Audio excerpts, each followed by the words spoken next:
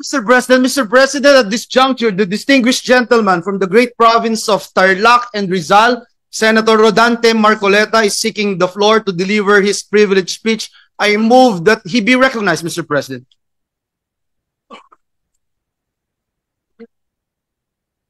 Senator Marcoleta is recognized to deliver his privileged speech. You may proceed, sir.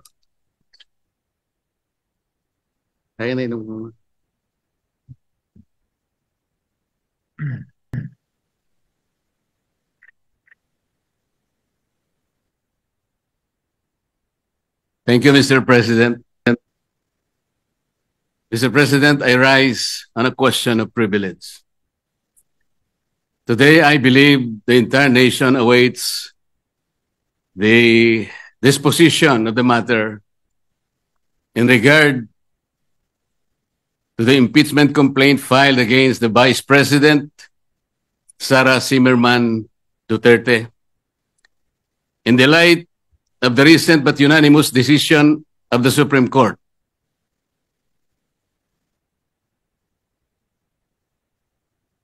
Mr. President, this decision was promulgated on July 25, 2025, declaring said complaint to be unconstitutional, void ab initio, violative of due process, and that the Senate in the first place did not acquire jurisdiction over it. Take note, Mr. President, it even said that the decision is immediately executory. But before I continue, Mr. President, let me put on record that the initial proceedings, impeachment proceedings conducted by the Senate in the 19th Congress have never been formally carried over to the Senate of the 28th Congress. I do not know, and I'm not aware, I cannot recall of any action so far taken by this august chamber to the effect that the initial impeachment proceedings, which were deemed to have been terminated at the expiration of the 19th Congress at noon of June 30, 2025, have been miraculously brought to life into the present Congress. That having said, Mr. President, I'd like to continue.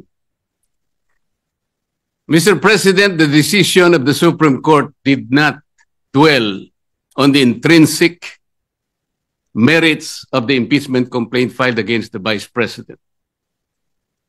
It zeroed in merely on the procedures and the processes taken by the House of Representatives. To repeat, it declared the whole impeachment complaint constituting the articles of impeachment to be unconstitutional, violative of due process, void ab initio. Simply because the rules of procedure in impeachment proceedings in the House of Representatives were never followed.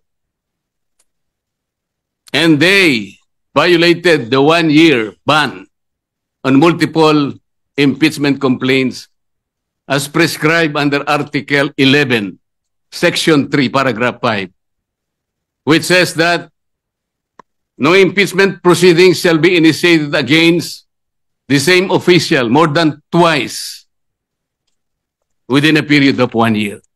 Napakasimple po ng sinasabi doon, Mr. President. No impeachment proceeding should be initiated against the same person more than twice within a period of 1 year. Ilan po ang impeachment proceedings, impeachment complaints na ipinail ng House of Representatives? 4 po eh. The first one started in December 2. Sumunod po December 4. Meron pang sumunod na December 19 hanggang sa umabot po ng February 5. Yun nga pong ipinangangalandakan na impeachment complaint which was signed by more than 1/3 of the members of the House of Representatives. Nasunod po ba? Nasunod po ba ang tuntunin ng House of Representatives? Noon pong nag-require ang Supreme Court, Mr. President, tinanong po yung House of Representatives in connection with the two petitions filed by several parties before the Supreme Court. One of the items required by the Supreme Court is for the House to give the status of the first three complaints filed. Ano po ang sagot ng House of Representatives? Yun daw pong unang tatlo, the one filed in December 2, December 4, and December 19, were all archived. Nasaan po sa rules ng House na yun pong mga impeachment complaints na ipa-file ay archive? Wala po. Pwede po bang ipakita yung slide na kung saan ay makikita natin ano po ba ang proseso kapag may nag-file na isang impeachment complaint? Ayan po yung Rule 2. Ang sinasabi po sa Rule 2, Mr. President,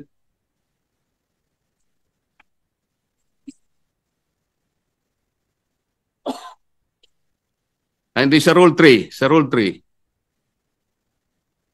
Rule 2, Section 3. A verified complaint for impeachment by a member of the House or by any citizen upon a resolution or endorsement by any member thereof shall be filed with the office of the Secretary General and immediately referred to the Speaker.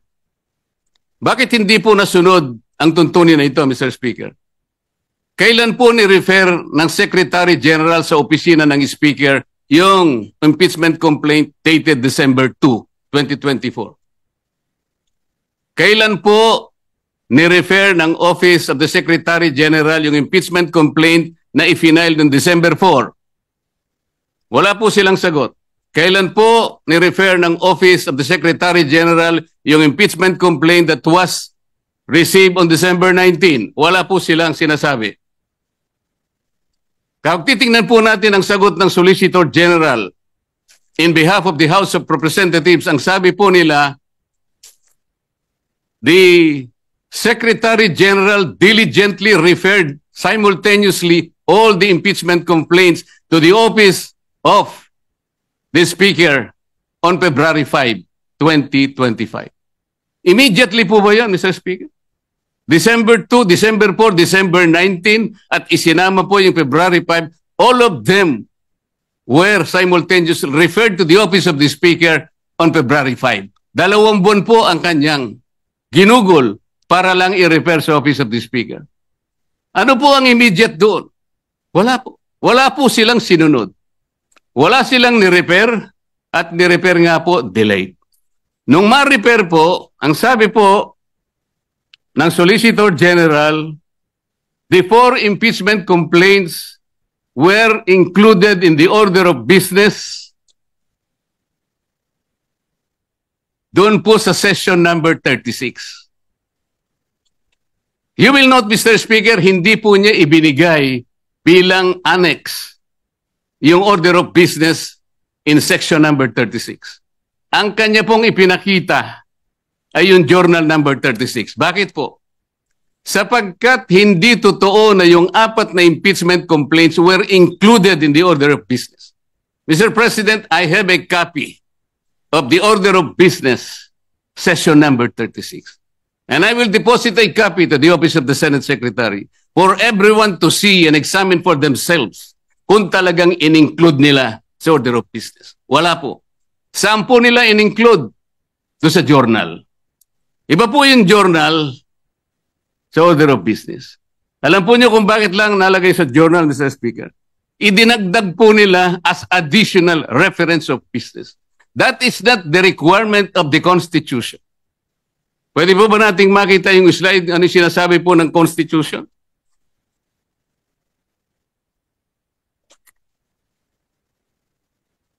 A verified complaint for impeachment may be filed by the member of the House, blah, blah, blah.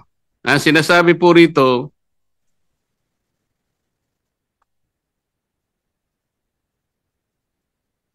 iba yun. Hindi po yun. Sorry po. Nakalagay po, in-include sa 10th session day. Yun po yung section number 36. Hindi po totoo yun. Ilang violations na po? Kanina po, in-archive po yung tatlong violations. Hindi po ni-refer sa Committee on Justice. Pangatlong violation. 6 na po. Ngayon sinasabi po, in-include po sa order of business. Hindi rin po. 3 violations na naman. 9 na po. At sabi po nila, yung session 36 is the 10th session. Hindi po. Bilangin po natin yung December 2. That was the date when the first complaint was filed, endorsed, and received by the Office of the Secretary General. December 2 is session number 26. Mr. President, bilangin po ninyo yung session number 26 up to session 36 na sinasabi ng Solicitor General. Yun po ang 11th session. That was not the 10th session. Ang 11th session is session number 35. Just for the record, Mr. Speaker. So ilang violation na po yan? Balikan po ninyo yung Rule 2 na nandyan po sa slide, Mr. Speaker. Ano po yung mode of initiating impeachment? Ganito po ang sinasabi ng rule of the House of Representatives. Impeachment shall be initiated by the filing and subsequent referral to the Committee of Justice. Ito po yung Sereno versus, Francisco versus House of Representatives. Verified complaint for impeachment filed by any member of the House of Representatives, i-refer po sa Committee on Justice. Verified complaint filed by any citizen upon a resolution endorsement by any member thereof, i-refer po sa Committee on Justice. A verified complaint or resolution impeachment filed by at least 1/3 of all members of the House, i-refer din po sa Committee on Justice. Bakit po ang ginawa nila nung makakuha sila ng higit sa 1/3, dali-dali po nilang tinransmit sa Senate? Ang pagkakakala po nila, Mr. Speaker, sapagkat ang pinagbatayan po nila ay yung Rule 4 na kung saan in Section 14 sinasabi po endorsement of the complaint resolution to the Senate. Ang sinasabi lamang naman po noon, Sir President, ay yung pamamaraan kung paano po i-endorse yung impeachment complaint that was signed by 1/3 or even more members of the House of Representatives. Hindi naman po sinasabi doon na hindi na sa i-refer sa Committee on Justice. Bakit po nakalagay dito sa rule? Kailangan i-refer din siya sa Committee on Justice, but they never did. Mr. Speaker, Mr. President. So ilang violations na po ito? You cannot use Section 14 in isolation of Section 2. Hindi po pwede yun. Binigyan po ba ng discretion, Mr. President? Was the House given the discretion to select, to withhold and select from among the 4 impeachment complaints, which will be the one to be transmitted in the Senate in derogation of the 1-year ban rule? Wala po silang discretion. Kung sila po mismo ay hindi sumusunod sa tuntunin, bakit po ngayon ay napakarami pong nagsasalita? Na parang akala mo ay ang Supreme Court pa ang nagkasala, ang nagkamali. Samantalang ito po, napakasimple po ng tuntunin, hindi kailanman sinunod. Even the 10th session day na sinasabi nila, 11th session day nung ilagay po nila sa order of business, sabi nila, they never included them in the order of business. Wala po. Nasa akin po yung kopya. Ano ba po ang pagkakamali? Mr. President, ipakita po natin yung last page ng impeachment complaint. Pakita po sa slide. Ayan po, Mr. President. Subscribed and verified before me.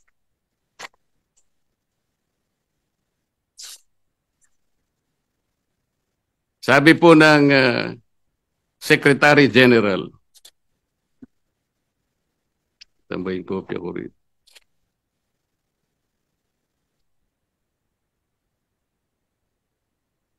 Subscribed and verified before me on this blank day of February 2025. Wala pa pong date.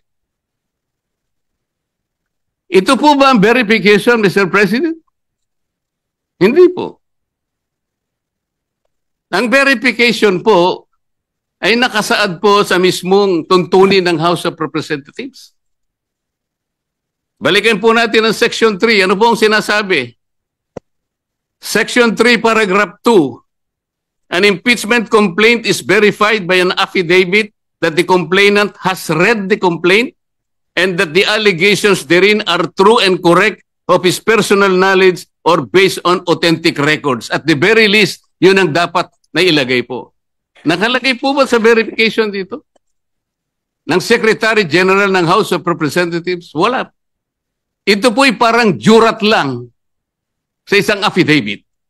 Sinasabi lamang po dito, kilala niya yung nagsipirma sa isang dokumento.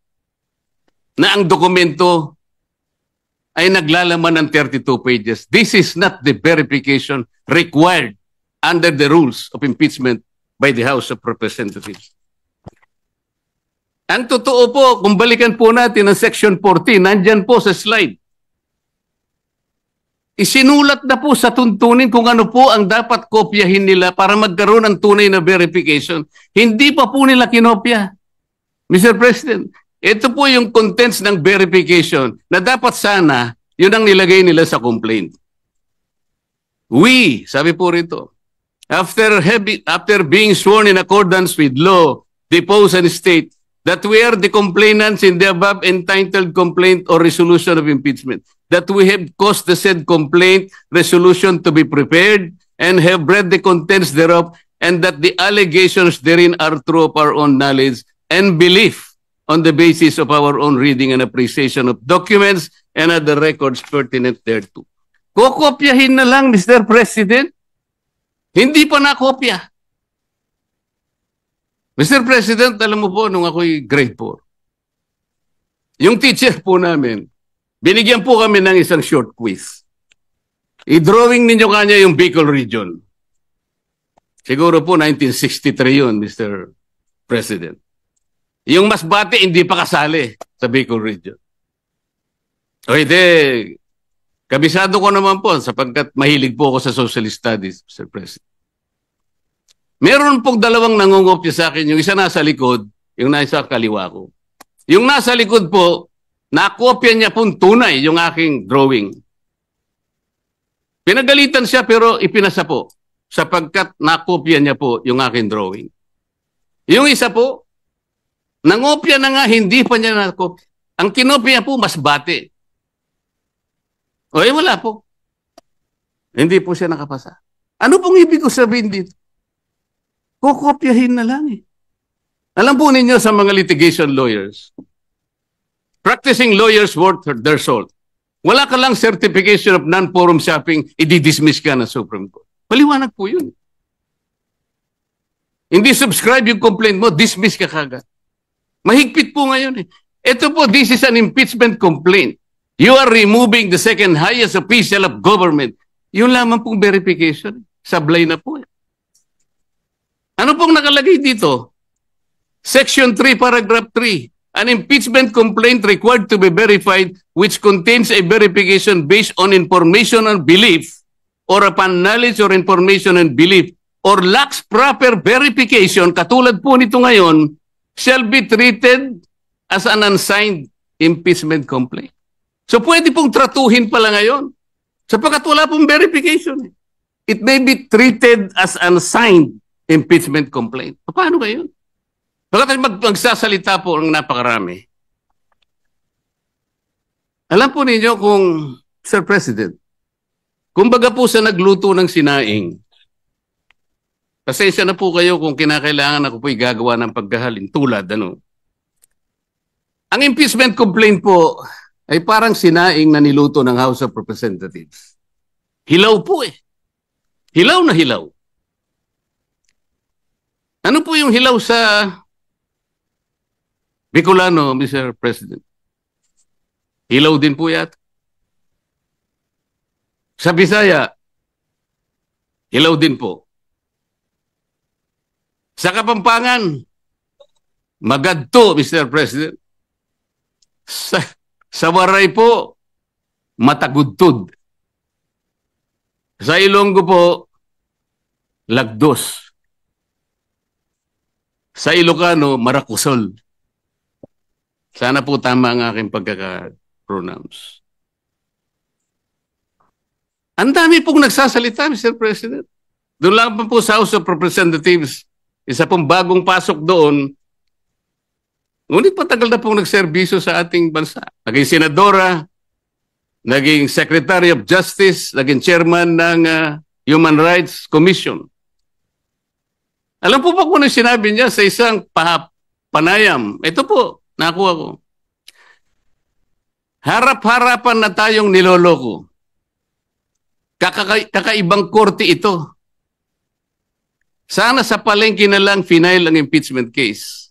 At least doon, may nagtitinda ng totoo. Sana po, magtinda po siya ng matagudtod na kanin dyan sa Samar. Baka may bibili kaya. Pwede kaya siyang pumunta dyan sa Pampanga po para magbenta ng magadto na kanin.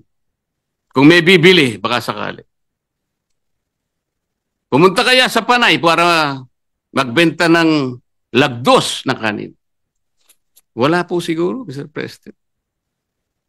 Baka ngayon dagan dingding, hindi pa patusin. Huwag pong ganun. Ang dami na pong nagsipagsalita. Samantalang hindi po nila nakita. Ang dami, kayo po nagsimula ng mali. Hindi naman po sinasabi ng Korte Suprema na kailanman ay huwag kayong mag-impeach, huwag na kayong mag-file. Ayusin nyo lang po eh. Yun lamang po ang gustong mangyari dito. Ayusin nyo. You want to impeach the Vice President, do it in the right way. Hindi naman po tinignan ng merito eh. Ang sinasabi yung proseso, hindi po nyo sinunod eh. Sinasabi na nga, walang impeachment complaint bukod sa isa. Laban sa isang opisyal sa loob ng isang akalain mo namang 4 po kagad ang ipinay. Pagkatapos yung 4, i-consider mo na isa. Hindi naman po yata tama yun, Mr. President.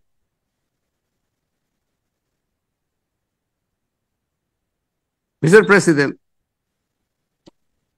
gusto ko pong basahin isang parte ng official statement of the Integrated Bar of the Philippines and the Supreme Court's decision in Duterte versus House of Representatives, August 1, 2025. And I quote, "Disagreement with the court's reasoning is neither unwelcome nor unexpected.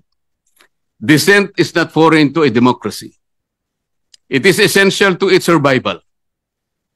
But to incite public repudiation of its authority, or even just to call for its outright defiance, erodes the very foundation of the legal order.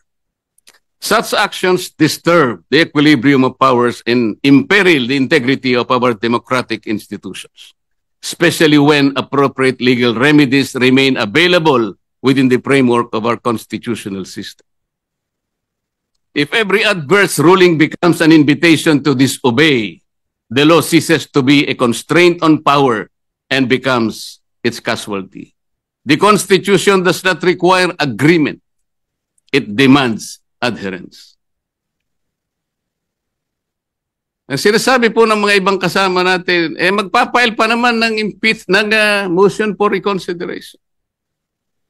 Bakit hindi natin hintayin? As I said, Mr. President, if you are a practicing lawyer worth your salt, you are confronted with the unanimous decision of the Supreme Court. In a firm voice, it says this is unconstitutional, void ab initio, violative of due process, and the Senate never acquired jurisdiction over this. And it is immediately executed. Parang sinasabi niya sa'yo, wala ka ng room mag-file niyan.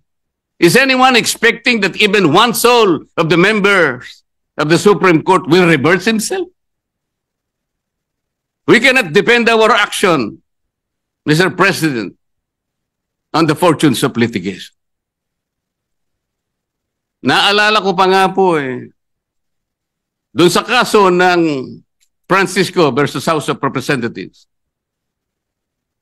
The former Chief Justice Renato Puno, in his separate concurring opinion, naalala ko po ang sabi niya, with the possibility of 2 impeachment complaints reaching the Senate. The good Chief Justice said that the Senate, in the exercise of its primary jurisdiction, can decide the question of whether or not the one-year bar rule has been violated or not. The Senate can even decide if on its face the impeachment complaint has no legal basis.